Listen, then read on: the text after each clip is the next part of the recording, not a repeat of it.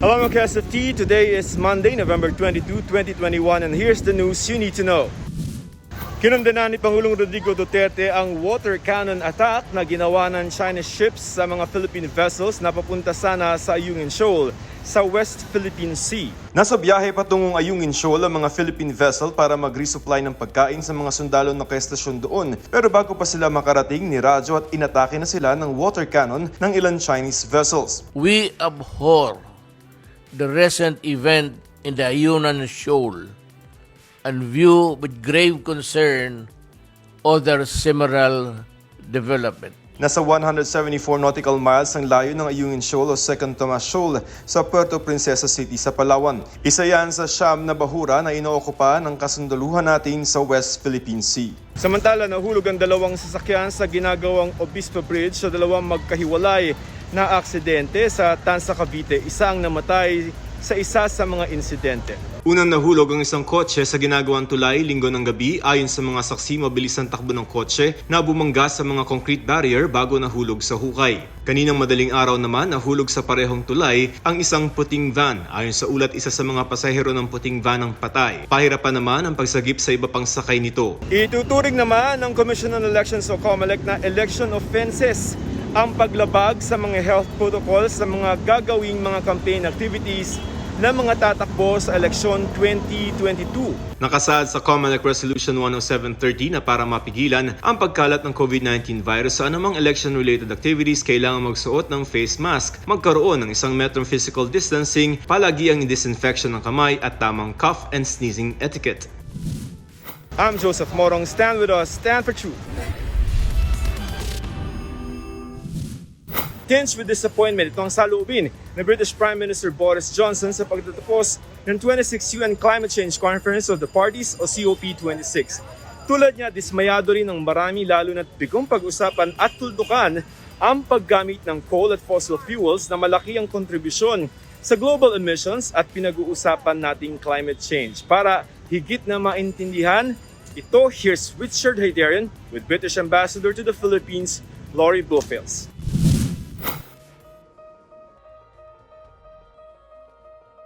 Hearing no objections, it is so decided.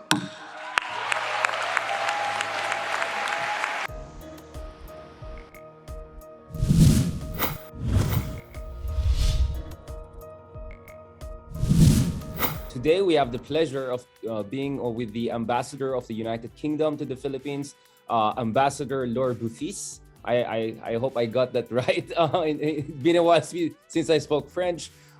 It's really a pleasure to have you with us, and today we look forward to having conversations, first of all, about the COP26 negotiations we just concluded. Have there been any major achievements out of the COP26 negotiations that we can actually celebrate? Because as far as I know, Prime Minister Boris Johnson expressed a tinge of disappointment, I think, with the outcome of the negotiations. But we can come to the tinge of disappointment in a moment.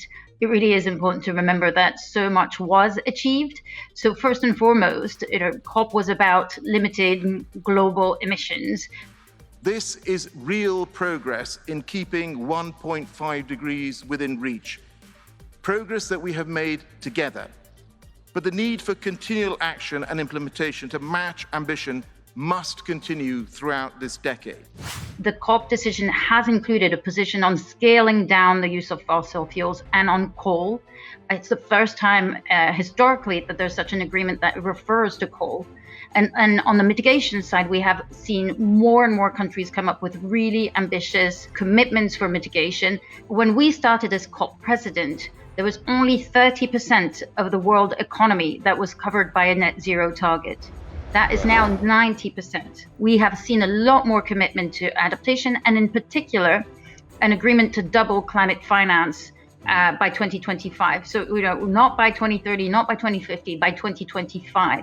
That is really, really significant. There's been an agreement of how does the Paris Agreement, which was agreed 6 years ago, how does it become reality? That's what we call the Paris Rule Book. What are the rules that guide everything from carbon markets to reporting on emissions? Of course, my delight at this progress is tinged with disappointment. And while many of us were willing to go there, that wasn't true of everybody. sadly, that's the nature of diplomacy. Now, why the tinge of disappointment? Because we wanted more. We wanted more ambition, and because it was really, and still is, an existential crisis. And it's no secret that we would have liked to talk about phasing out coal rather than phasing down coal. But this is a compromise, bringing every single country in the world together to agree a text is no easy thing to do. And some countries, because they are in different places in their development processes, were simply not ready to talk about phasing out unabated coal power. But one thing we keep on hearing from countries like India, countries like South Africa, among others, is this: if you want us to move towards carbon neutral economy without sacrificing our legitimate developmental needs, you need to really make huge fiscal transfers. And that's where the issue of adaptation comes in. Is there an agreement among G7 and developed countries, including Britain and other major industrialist countries, on this question? Because this is going to be very politically expensive, but also economically expensive. We need to be fair. We need to have climate justice, the heart of the negotiations and the climate debate. So that's why, some countries have felt that they couldn't yet talk about phasing out coal, and they are going for phasing down coal. These countries are nonetheless making commitments. They're nonetheless stepping forward. We, as developed countries, acknowledge that there's a responsibility on the financing side, and it's not just for adaptation, it is also to enable that just transition. So to enable the transition from dirty energy to renewable energy, it requires finance. And that is why we've committed to raising $100 billion of public finance a year. And sadly, we're not quite there this year, but we will be from next year. And that public finance will obviously be complemented by trillions from private finance, because the private sector has a huge role to play, and how it uses its capital and how it leverages more capital into green infrastructure for the sake of argument is going to be absolutely essential. Let's go more to the bilateral level and also the British policy here in Asia. Not long ago, unfortunately, the Philippines was hit by one of the worst superstorms in the world, and Britain actually was one of the biggest donors. What are the initiatives we have to look at, and you believe that our audience have to get to know more about? At COP, we announced £290 million for a new fund specifically for adaptation in the Indo-Pacific. And obviously, the Philippines will be one of the countries that will be benefiting from that. We've got a partnership between the UK and the DOST here called Nutum Agham, which looks at, again, how do you find new sources of energy from maritime, for the sake of argument, or how do you adapt your crops to rising sea levels or whatever. And then we've got a program which is called the UK Urban Climate Action Program, which will be supporting developing cities and regions to transition to net zero, and Quezon City is among the beneficiaries there. And again, on the policy side, which is an area where I think we do have a comparative advantage, we are going to be supporting the government of the Philippines to develop its own long-term strategy, which is really about how do you bring the different sectors, again, agriculture, housing, transport, health, how do you bring them together to have this long-term vision of sustainable and inclusive development. So we're really hoping to carry on working hand in glove with the Philippines on all of those issues. And I should say that the UK was president at COP in December, but we remain president until the next COP in Egypt at the end of 2022. And so in that year, you can expect to still see a lot from us globally, regionally, and indeed very much in the Philippines. And also, as the Philippines transitions to a new administration, I think it's very important that our next president, our next administration also has the proper blueprint to work with, right, for the next 6 years that it would be in power. Thank you very much, Ambassador. God bless. Thank you very much. Maraming salamat. Take care. Ingat.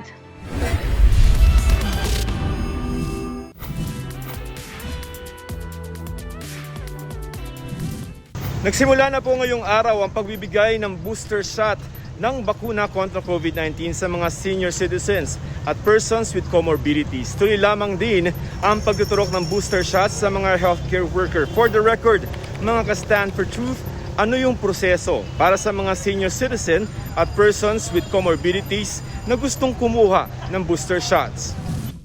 Hahatiin sa dalawang phase ang booster shot vaccination. Kasama sa phase 1 ang mga A2 o senior citizen at A3 o mga person with comorbidities. Kabilang sa mga person with comorbidities ang mga may immunodeficiency state, people living with HIV, active cancer o malignancy, transplant patients, at patients under immunosuppressive treatments. Phase 2 naman ang remaining A3 population. Para sa mga A2 at A3 na gusto magpabakuna, kailangan makipag-ugnayan sa inyong local government unit o LGU at saka magpa-register. Pagkatapos, bibigyan kayo ng schedule ng vaccination. Dapat may dala ring medical clearance mula sa inyong doktor. Pwede magpabakuna ng parehong brand ng vaccine na una nyong tinanggap o di kaya naman ay ibang brand pero batay yan sa naging rekomendasyon ng DOH. Very specific tayong naglagay ng ganyan dun sa ating mga guidelines dahil ito po ay adopted natin sa rekomendasyon din ng WHO SAGE. Ito po ay nakapaloob din dun sa ating Emergency Use Authority. So ito po ay voluntaryo pa lamang at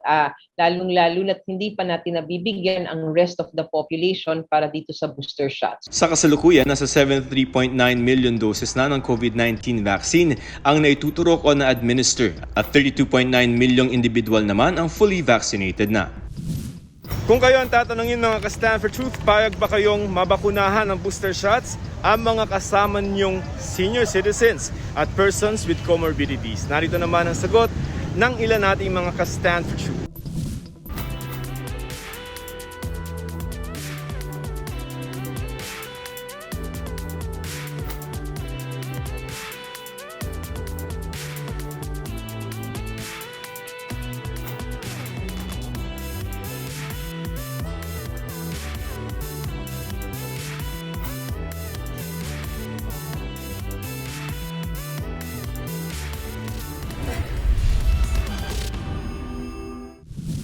And that's all for today mga KSFT. Don't forget to like and follow Stand for Truth GMA Facebook page for the latest updates. I'm Joseph Morong. Stand with us. Stand for Truth.